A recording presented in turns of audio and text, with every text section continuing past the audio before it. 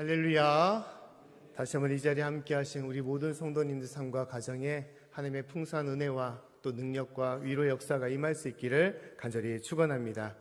5월달인데도 날씨가 아직 좀 차가운 가운데 있습니다. 우리 환절기 가운데 건강 유념하시고 항상 주님의 은혜로 또 힘과 능력을 이루며 살아갈 수 있기를 간절히 바라겠습니다. 자, 오늘 말씀은 어버이 주일을 통해서 하나님께서 우리에게는 부모 공경에 대해서 말씀을 하고 있습니다. 우리 부모 공경, 우리가 잘 알다시피 십계명의 한 중요한 말씀입니다. 우리 십계명은 1계명부터 4계명까지는 하나님에 관한 말씀을 계명을 얘기하고 있고, 5번째부터 10번째 계명은 사람과의 인간관계의 관계 속에서 이루어지는 계명을 얘기하고 있습니다. 그 5번째 계명이면서 또 사람과의 관계의 계명 중에서 첫 번째 해당되는 것이 바로 무엇이냐? 부모 공경에 관한 말씀이라는 것입니다. 자, 십계명에는 살인하지 말라, 간음하지 말라, 도적질하지 말라, 거짓 증언하지 말라, 탐내지 말라 라는 여러 계명들이 있습니다. 그러나 그 계명보다 먼저 하나님께서 무엇을 얘기하시냐? 부모 공경에 대해서 얘기를 하고 있습니다. 살인보다 더 중요한 것이 무엇이라는 것입니까? 부모님을 공경하라는 것이죠. 자, 이것은 하지 말라, 다른 것은 하지 말라고 표현되어 있죠. 살인하지 말라, 간음하지 말라, 도적질하지 말라. 그러나 부모님은 어떻게 하라는 것입니까? 하라는 거예요. 공경하라는 것입니다. 이것은 무엇이냐? 선택사항이 아닙니다. 부모님이라면 마땅히 그 자녀로서 부모를 공경하는 것이 하나님의 뜻임을 얘기하는 것입니다. 부모를 공경하는 것은 우리가 잘 알고 있는 삶의 모습이죠. 우리 유교 생활을 해왔기 때문에 효는 삶에 있어서 가장 중요한 부분인 것입니다. 근데 이 하나님께서는 왜 특히 부모 공경을 말씀하고 있느냐? 그것은 부모를 공경하지 않으면 어떻게 되냐? 그 가정이 무너지기 때문에 그런 거예요. 그 가정의 중심은 무엇입니까? 부모님이 거죠. 부모님을 공경하지 않는다면 가정이라고 해도 가정이 될 수가 없는 것입니다. 부모님을 공경해야만이 하나님께 세우신 아름다운 이 땅의 천국인 가정이 온전해지고 행복해지며 복될 수 있음을 말씀을 하고 있는 것입니다. 자녀가 부모를 공경하지 않고 아버지를 아버지로 인정하지 않고 어머니를 어머니로 인정하지 않는다면 그 가정은 아무리 아버지와 자녀가 있어도 가정이라고 할 수가 없는 것이죠. 할 수가 없습니다. 나에게 돈 한 푼도 안 준다고, 제대로 키우지 않는다고, 나에게 돈 한 푼도 안 준다고 그 아버지를 인정하지 않는다면 어떻게 그것이 가정이 될 수가 있습니까? 부모는 어떠한 모습과 어떠한 형편 속에서도 부모님이기 때문에 부모님으로서 자녀는 공경하고 마땅히 섬겨야 되는 것이 하나님의 뜻임을 얘기하고 있는 것이에요. 하나님은 어떤 상황 속에서도 부모라면 부모님을 온전히 사랑하는 마음으로 섬기며 나아가는 것이 자식된 모습임을 말씀하고 있는 것입니다. 신앙도 마찬가지입니다. 우리가 하나님을 믿는 이유가 무엇입니까? 하나님께서 우리를 끊임없이 축복해 주시고 여러 어려움에서 우리를 도와주시고 건져주고 구원하셨기 때문에 그 받은 그 은혜로서 하나님만을 우리가 진실로 공경하며 경외하며 사랑하는 것입니까? 그것도 중요한 이유지만 더 중요한 것은 무엇입니까? 하나님이 나의 아버지이기 때문에 그런 거예요. 할렐루야. 하나님이 나의 아버지이기 때문인 것입니다. 나를 만드시고 또 나를 이끄시고 나를 창조하셨던 내 삶의 주인이기 때문에 하나님을 나의 아버지로서 우리가 경외하며 주님을 섬기는 것입니다. 또한 더불어서 교회에서의 영적인 아버지가 있습니다. 그것은 누굽니까? 하나님께서 세우신 목회자인 거죠. 하나님께서는 그 교회를 진실로 바르게 이끌고 바르게 인도하도록 그 중심으로 하나님께서는 목회자를 세운 것입니다. 교회의 머리는 예수님이지만 교회의 중심은 바로 목회자가 되는 것입니다. 그렇기 때문에 목회자는 진실로 하나님께서 세우신 것이고 또 그것이기 때문에 함께하는 교인들은 주님의 마음으로 서로 사랑하며 섬기는 것이 온전한 교회의 모습임을 얘기하고 있는 것입니다. 사랑하는 성도 여러분, 그러므로 우리의 뿌리가 되고 또 우리 가정의 중심이 되는 부모님을 잘 섬기시고 또 우리 영적인 하나님을 조건 없이 섬기며 경외할 수 있는 저와 여러분의 삶이 될 수 있기를 간절히 축원합니다. 그런데 중요한 것이 무엇이냐? 당연히 부모님을 공경하고 어떠한 부모일지라도 섬기며 효하는 것은 맞는데 무엇이 문제냐? 부모로서 부모다워야 한다는 것입니다. 부모답다는 것은 무엇을 말합니까? 어떻게 해야 부모다운 것입니까? 여러 가지 많은 것을 생각해 볼 수 있지만 가장 중요한 것은 사랑입니다. 부모가 자녀를 사랑하는 데 이유가 있습니까? 어떤 조건이 있습니까?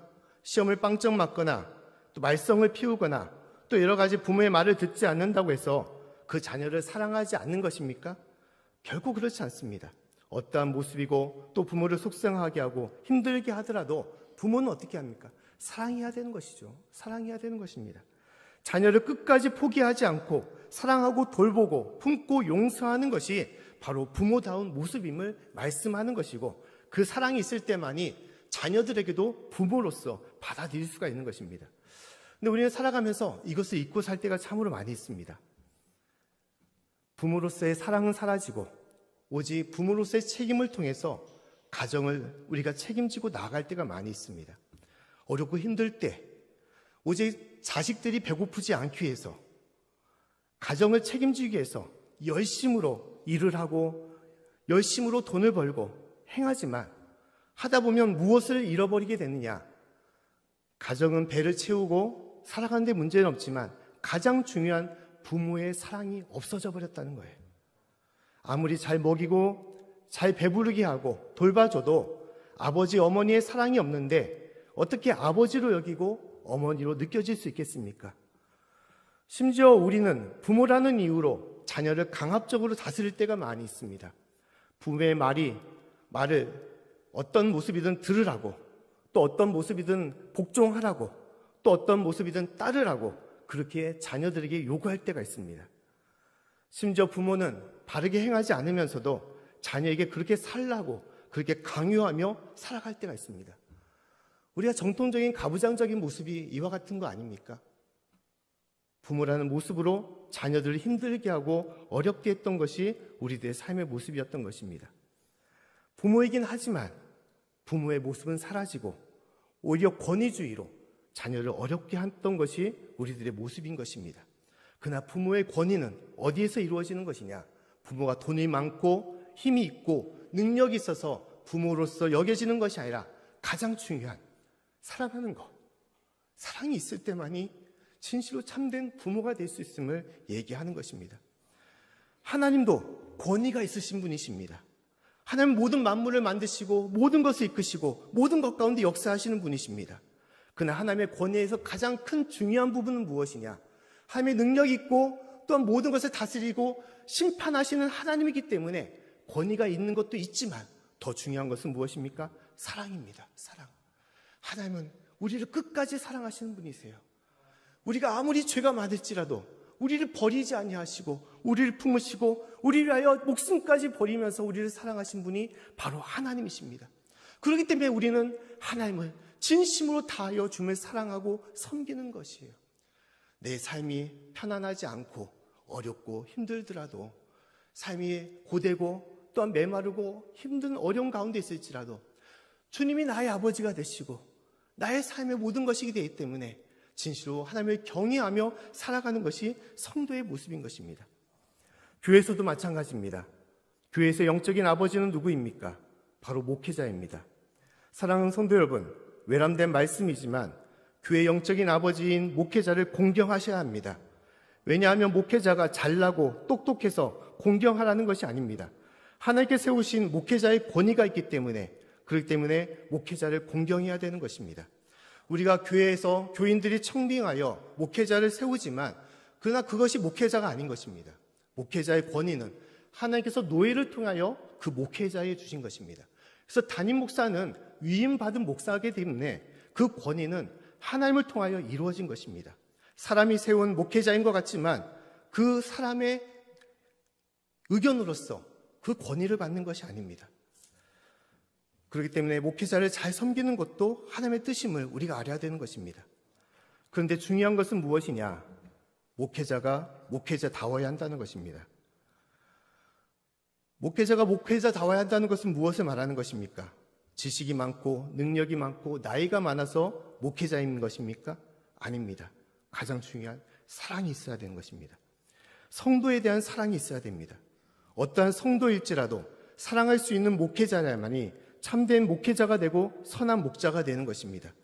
목회자가 성도에 대한 사랑은 없고 오직 권위를 내세워 일방적으로 이끌거나 강압하거나 내세운다면 그것은 권위주의 목회자가 될 수 있을지라도 목회자의 스스로의 권위를 잃어버리게 되는 것입니다. 목회자가 성도를 사랑하는 것은 다른 조건이 없습니다. 성도이기 때문에 사랑하는 것입니다. 말을 안 들어도 자기 주장만 내세워도 때를 써도 목회자를 힘들게 해도 어떻게 해야 됩니까? 목회자니까 사랑해야 되는 거예요. 성도니까 사랑해야 되는 것입니다. 왜냐하면 하나님이 보내신, 하나님께서 책임져 보내신 귀한 영혼이기 때문인 것입니다. 요새 참 혼란한 가운데 있습니다. 근데 이 가운데 절 더 힘들게 하는 것이 누구냐? 제 막내 아들이 저를 힘들게 하고 있습니다. 요새 질풍노도의 시기다 보니 참 말을 안 듣고 어렵게 하고 있습니다. 화요일에는 선생님께서 전화를 하셨는데 친구와 싸웠다고 합니다. 서로 감정이 앞서다 보니까 싸우게 되었고, 그래도 참 다행인 것은 상대 친구가 먼저 폭행을 했고 긁었다고 합니다. 긁고 막 대응하여 싸우다 보니 여자애들처럼 얼굴도 긁고 목도 긁고 팔도 긁었다고 합니다. 그래도 다행히 상대 부모님도 좋은 분이라서 아무 소동 없이 잘 끝났습니다. 다음날 아들에게 그래 어떻게 친구랑 잘 화해하고 잘 지냈냐고 물어봤더니 다 화해했대요. 화해하고 그냥 사이좋게 잘 지내고 있다고 합니다. 그래서 참 드는 것은 애들은 참 애들답다라는 생각을 하게 되었습니다.